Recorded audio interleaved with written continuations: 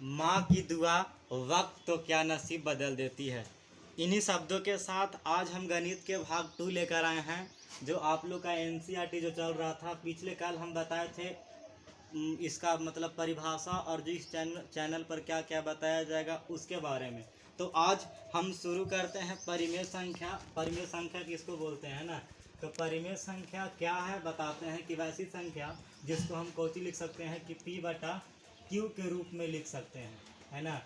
P बटा Q के रूप में लिख सकते हैं। जैसे मतलब जहाँ कोची होना चाहिए कि P और Q दोनों होगा, जैसे P और Q दोनों पूर्णांक संख्या हो। यहाँ तक हम कल बता रहे थे, एक बार और बात बताए थे कि जहाँ कोची होना चाहिए कि जहाँ Q बराबर 0 नहीं होना चाहिए उसको हम लोग क्या बोलते हैं, बोलिए, परिमेय संख्या बोलते हैं, है ना। जैसे जिसको जो वैसी संख्या जिसे हम P बटा Q के रूप में लिख सकते हैं और P और Q एक पूर्णांक संख्या हो जहाँ Q बराबर 0 नहीं होना चाहिए। जैसे हम आपको बताए थे कि यहाँ कुछ हो जाएगा कि 3/7 एक पूर्णांक संख्या, दोनों पूर्णांक में है ना, ऐसे करके 3/7 और बाद 3/2 है ना, फिर 7/0 ई कोचू होगा, ई परिमेय संख्या नहीं होगा। क्यों? क्योंकि ना कि यहाँ Q बराबर कौची आ जा रहा है, 0 आ जा रहा है। आशा करते हैं कि आप परिमेय संख्या समझ गए होंगे। वैसी संख्या जिसको हम P बटा Q के रूप में लिख सकते हैं, है ना, तथा P और Q दोनों पूर्णांक संख्या हो और Q बराबर 0 नहीं होना चाहिए, उसको हम लोग बोलते हैं परिमेय संख्या। अब हम लोग आगे पढ़ेंगे ये पूर्णांक संख्या। पूर्णांक संख्या, है ना, पूर्णांक संख्या को हम लोग बोलते हैं इंग्लिश में इंटीजर नंबर।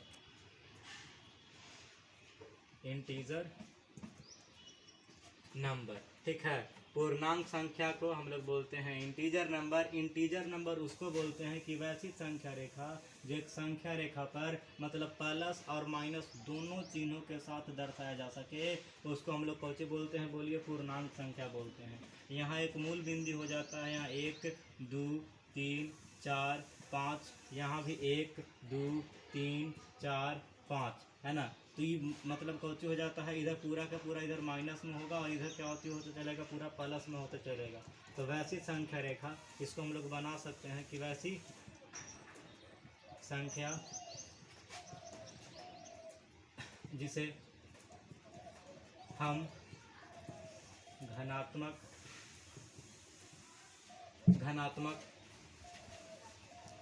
तथा ऋणात्मक दोनों चिन्हों के साथ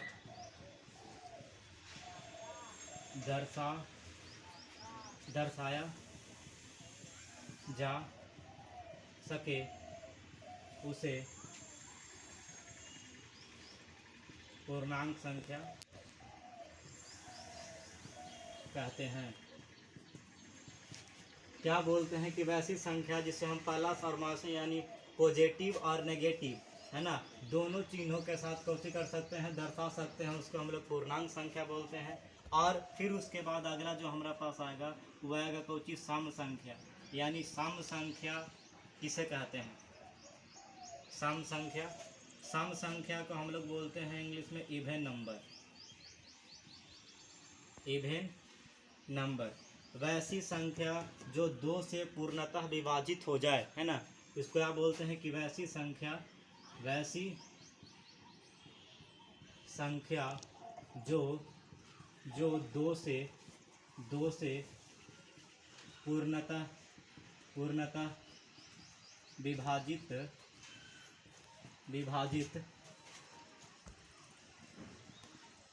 हो जाए उसे सम संख्या कहते हैं। सम संख्या कहते हैं। जैसे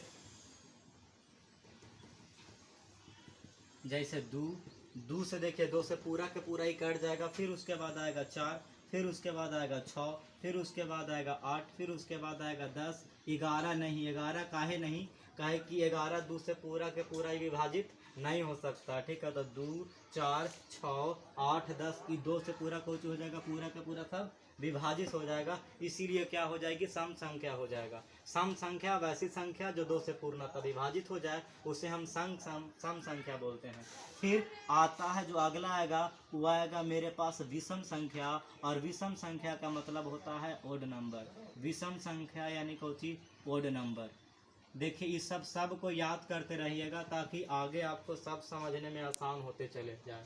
देखिए विषम संख्या जस्ट इसका अपोजिट होता है कि वैसी संख्या जो 2 से पूर्णतः विभाजित नहीं हो उसको हम लोग बोलते हैं विषम संख्या, है ना। इसको भी इस तरीका से लिखेंगे अपने शब्दों में कि वैसी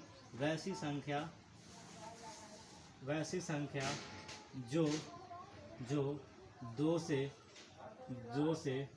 पूर्णतः विभाजित ना हो उसे विषम संख्या कहते हैं। जैसे में कैसे हो जाएगा, 2 से कौन कौन नहीं कटेगा, जैसे देखिए 2, फिर उसके बाद 3 2 से नहीं कटेगा, 5 7 9 11 13 17 19, ये जो सब संख्या है वो कौची होगा, 2 से पूरा के पूरा विभाजित नहीं होगा, ये कौची हो जाएगा, विषम संख्या। सम संख्या उसको बोलते हैं जो 2 से पूरा के पूरा विभाजित हो जाए उसको सम संख्या, जो 2 से पूरा विभाजित नहीं हो उसे हम विषम संख्या कहते हैं। अभी 2 गो और होगा, एक कौची हो जाएगा भाज्य संख्या और एक हो जाएगा अभाज्य संख्या। यानी एक अभी हम लोग पढ़ेंगे प्राइम नंबर और एक हम लोग पढ़ेंगे कंपोजिट नंबर। ये क्या होता है अभी इसके बारे में हम आपको बताएंगे, भाज्य संख्या और अभाज्य संख्याओं के बारे में। फिर उसके बाद रामानुजन संख्या आता है। उसके बाद जो ये चैप्टर हम लोग पढ़ेंगे वास्तविक संख्या, उसमें आपका टॉपिक आएगा यूक्लिड विभाजन एल्गोरिथ्म। तो उसके बारे में हम बताएंगे कि एचसीएफ यानी मात्रा किस तरीका से यूक्लिड विभाजन के माध्यम से ज्ञात करें। पहला है आगे कुछ होगा भाज्य संख्या।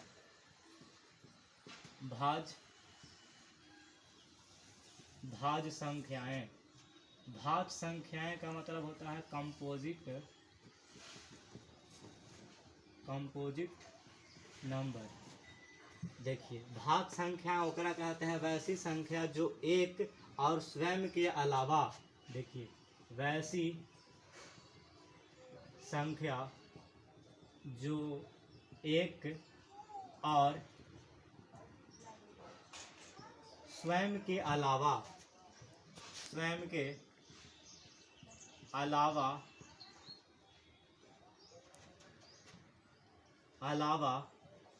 अन्य किसी और से भी विभाजित हो उसे हम बोलते हैं भाज्य संख्या। उसे भाज्य संख्या कहते हैं। जैसे में हो जाता है, जैसे देखिए 6 कै गो से कटेगा, देखिए पहला 2 से, पहला तो सबसे पहले 1 से कट जाएगा, 2 से कटेगा, फिर उसके बाद 3 से भी कटेगा, फिर उसके बाद खुद से भी कटेगा। मतलब 1 से जो कटा और स्वयं से भी कटा और उसके बाद एक अन्य और 2 संख्या से कटा, ये कौची हो जाएगा, भाज्य संख्या हो जाएगा। फिर इसी तरीका से हो जाएगा 12, तो 12 भी जरा सा देखिए 1 से भी कटेगा, 2 से भी कटेगा, 3 से भी कटेगा, 4 से भी कटेगा, 5 से नहीं 6 से कटेगा, फिर उसके बाद स्वयं से कितना, मतलब 12 से कटेगा। तो मतलब एक और स्वयं के अलावा अन्य इतना सारा संख्या से कटा, इसीलिए क्या हो जाएगा, बोलिए भाज्य संख्या हो जाएगा। फिर उसके बाद जो आगे हम लोग पढ़ेंगे अभाज्य संख्याएं। ये अभाज्य संख्याएं क्या होती है, अभाज्य संख्याएं का मतलब होता है प्राइम नंबर। अभाज्य संख्याएं यानी प्राइम संख्या, वैसी जस्ट इसका अपोजिट होगा, वैसी संख्या जो एक और स्वयं के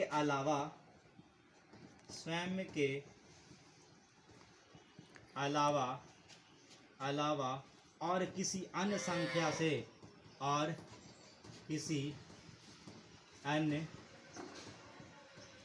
संख्या से विभाजित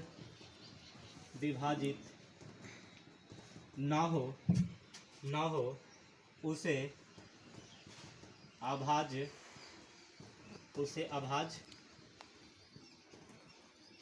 संख्या कहते हैं। जैसे देखिए 5 हो गया, 1 और 5 के अलावा और कौनो संख्या से नहीं कटेगा।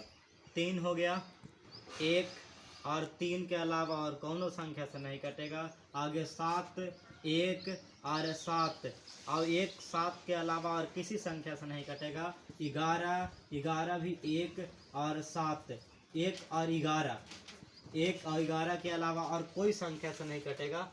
इस तरीका के संख्याओं को हम अभाज्य संख्या कहते हैं। वैसी संख्या जो 1 और स्वयं के अलावा और कोई भी संख्या से विभाजित नहीं होता है, उसको हम लोग बोलते हैं अभाज्य संख्याएं।